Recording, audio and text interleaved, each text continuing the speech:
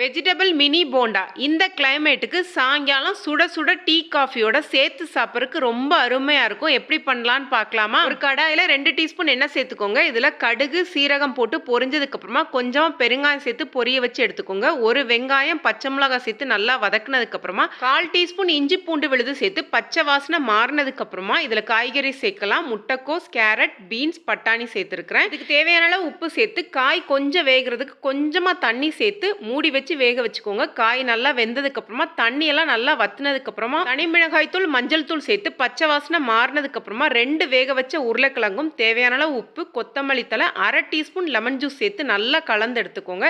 இது எல்லாமே நல்லா கலந்ததுக்கு அப்புறமா சூடா இருக்கும் போதே நல்லா மசிச்சு எடுத்துக்கோங்க. நல்லா மசிச்சதுக்கு அப்புறமா ஆறுனதுக்கு அப்புறமா இந்த மாதிரி உருண்டைகளா உருட்டி ரெடி பண்ணி வச்சுக்கோங்க. இங்க மாவு ரெடி பண்றதுக்கு 1/2 கப் கடலை மாவு, 2 டேபிள் ஸ்பூன் அரிசி மாவு, கொஞ்சமா தனி மிளகாய் தூள், தேவையான அளவு உப்பு சேர்த்து நல்லா கலந்து எடுத்துட்டு தேவையான அளவு தண்ணி சேர்த்து இட்லி தோசை மாவு பதத்துக்கு ரெடி பண்ணி எடுத்துக்கோங்க. இந்த அளவு கொஞ்சம் திக்கா இருக்கணும். இதுல நம்ம ரெடி பண்ணி வச்சிருக்க ஒரு உருண்டை இந்த மாதிரி நல்லா பரட்டி எடுத்துட்டு சூடா இருக்க எண்ணெயில போட்டு எடுத்தாலே உங்களுக்கு சூப்பரான மினி போண்டா தயாராயிரும். பொதுவாக இந்த மினி போண்டாலாம் பார்த்தீங்கன்னா உருளைக்கிழங்குல மட்டும் தான் செய்வோம். ஆனால் காய்கறிகள்லாம் சேர்த்து பண்ணும்போது டேஸ்ட் இன்னும் ரொம்ப நல்லா இருக்கும். கண்டிப்பாக ட்ரை பண்ணி பாருங்க. இந்த கிளைமேட்டுக்கு சாயங்கால நேரத்தில் யாருக்கெல்லாம் சூடான காஃபியோட வடை சாப்பிட்றது ரொம்ப பிடிக்கும்னு கமெண்ட் பண்ணுங்க. வீடியோ பிடிச்சிருச்சுன்னா லைக் பண்ணுங்க. நன்றி, வணக்கம்.